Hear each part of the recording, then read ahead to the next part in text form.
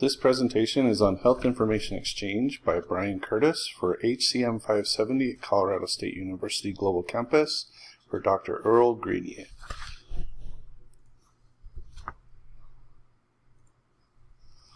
One of the biggest challenges of the healthcare industry is the acquisition and sharing of patient information and records to ensure the most optimal treatment can be provided.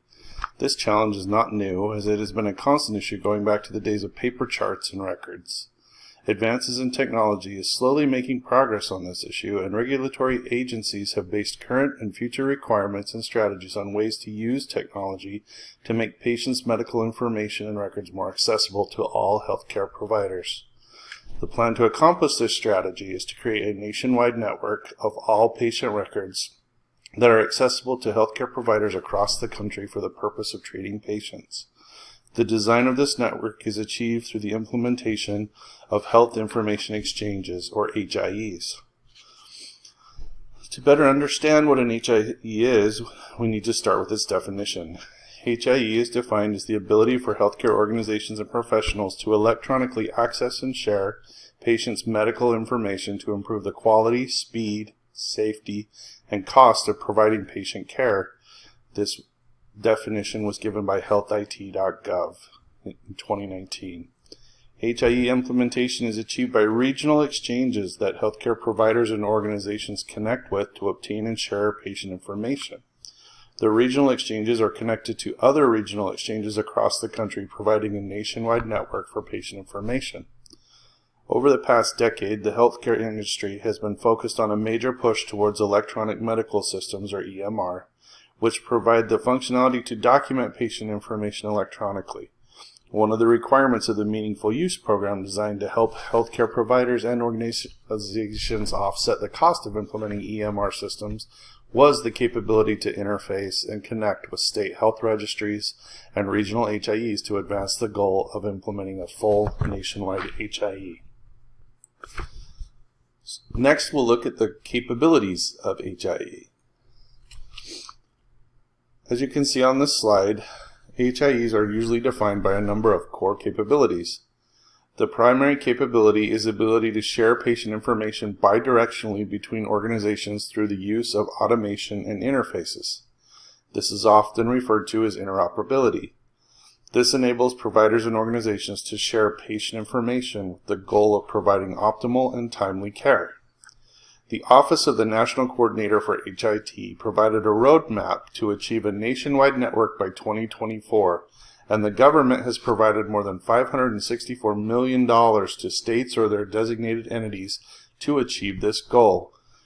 This reference was provided by Devine, Totten, Gorman, Eden, Cassican, Woods, and others in 2017.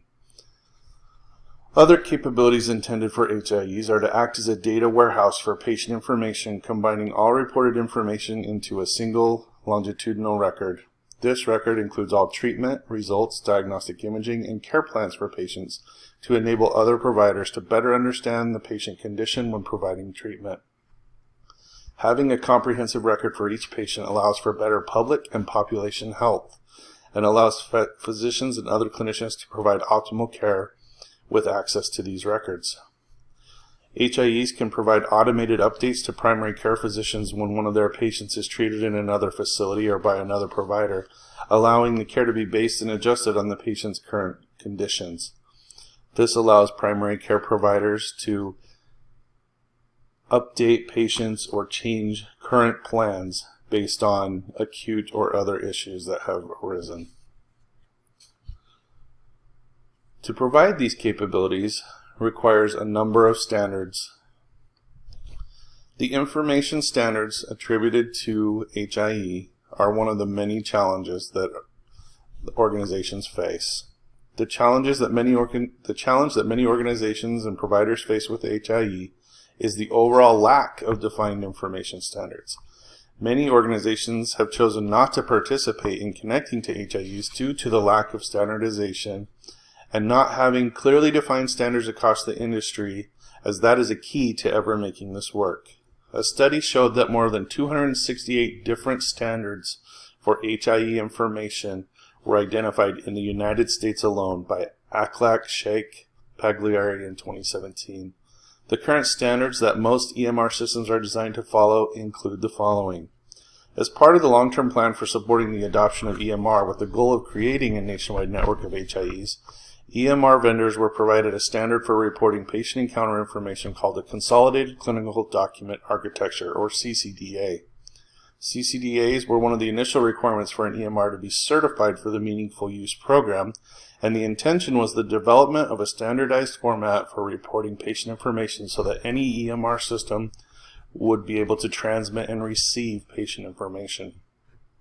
The CCDA format has been changed and improved upon since its origination, but it has not become the standard it was intended to be. Many HIEs expect different formatting to the information they receive from participating entities, leading to large confusion and lack of participation. The standard interface format in use between EMRs and HIEs is defined as HL7. HL7 is a defined interface messaging structure that has been adopted by the healthcare industry. Information being transmitted over interfaces using HL7 standards are well defined and allow any system to map the incoming information based on those standards. Examples of HL7 messages are ADT messages, which report admissions, discharge, and transfers. This includes demographic information on the patient as well as insurance. ORM messages, which report all orders for a patient, including treatment, pharmaceuticals, and diagnostic testing. And ORU messages, which report the results of diagnostic testing as well as transcription of dictated orders. The next part of HIE is in regards to the interoperability challenges it has faced. Many issues contribute to the interoperability challenges faced by HIEs. Many smaller providers and organizations in rural areas face significant issues in regard to the availability of connectivity and internet providers. Internet services in rural areas are either insufficient to meet these needs or in some cases are completely unavailable. Smaller organizations in rural areas may also lack the technical expertise required to implement and support interoperability with a regional HIE.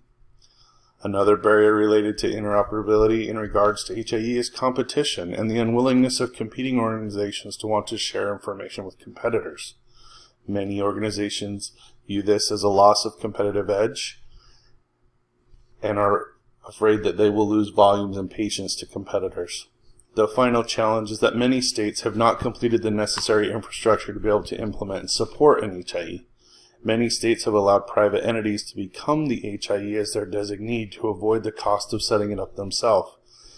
This has led to challenges because private entities are still struggling to connect all regional entities as the cost and infrastructure is not in place. The next challenge to HIE is participation barriers.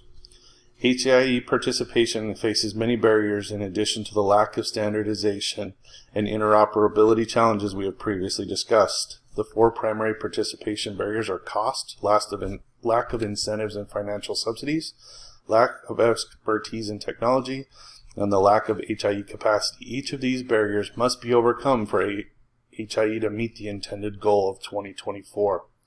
Cost is a major participation barrier for many organizations. Many states have allowed private companies to become the HIE, and these companies charge exorbitant fees to participate. Upfront costs for initial connectivity and implementation are hundreds of thousands of dollars, and the monthly recurring fees for most entities are more than $10,000. For many entities, these costs are a major barrier to participation, especially since the intended benefits of HIE have not been realized. In addition to high costs being a barrier, there's an overall lack of incentives, financial subsidies to increase the desire to participate. Many providers agree with the intention of HIE, but aren't interested in participating until the interoperability challenges are overcome and the data is readily available. Business factors such as a perceived loss of competitive advantage, patient consistency issues, and the lack of evidence that HIE is improving care also lead to a lack of incentive to participate. That was by Wu LaRue in 2017. With this lack of provider support, high costs, and lack of incentives, many organizations find little to no reason to participate. For some organizations, another participation barrier is the lack of expertise in technology. For smaller or rural entities that may not have the technology or expertise on staff to accomplish the implementation of HIE, the lack of these resources and the aforementioned high costs and lack of incentive provide no driving reason for them to make HIE a priority. The final participation barrier is the lack of HIE capacity. Some HIEs have discontinued business due to lack of financial stability, and this has led to instances where there are not sufficient HIEs to meet the capacity need in a supported region. In many cases, state organizations that are required for HIE purposes have experienced delays in implementation and are not available for healthcare organizations to connect with. So how do we fix this? Recommendations to overcome these challenges and increase participation in HIE are government-regulated pricing, increased requirements to participate as a part of population health reform, incentivized reimbursement based on participation, and significant fines for non-participation. Performing all of these recommendations would attempt to solve the various issues from multiple angles to achieve the greatest level of success. The first recommendation would be for the government to regulate the cost for organizations to participate with information sharing to regional HIEs. By defining and setting regulated pricing, the participation should increase because the exorbitant prices currently being charged would be reduced.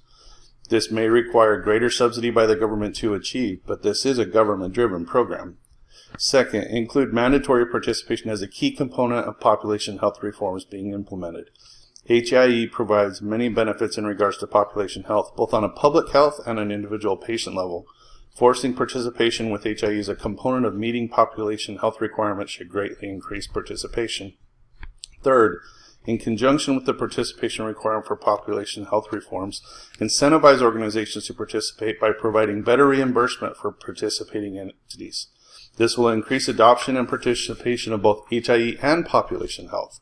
The viability of every healthcare organization or provider is directly based on the reimbursement for services provided, so basing the level of reimbursement on participation will have one of the largest impacts on driving participation.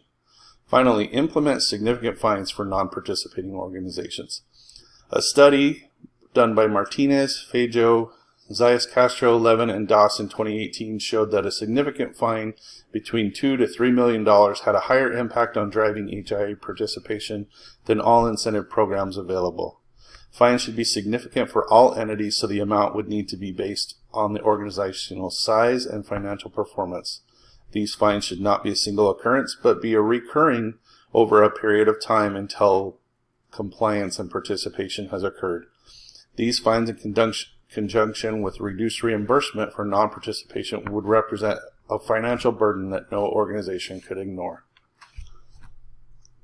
In conclusion, the benefits intended by HIEs would be a major step forward to the quality of care in the United States. Providers having access to all of a patient's information whenever the need for treatment arises would enable better overall care. For these benefits to ever become a reality, the lack of standardization, interoperability issues, and participation challenges must be overcome. The true benefits of HIE cannot be measured currently due to the lack of success HIE has achieved. Without governmental action and requirements, HIE may be an elusive goal that is never attained. Thank you.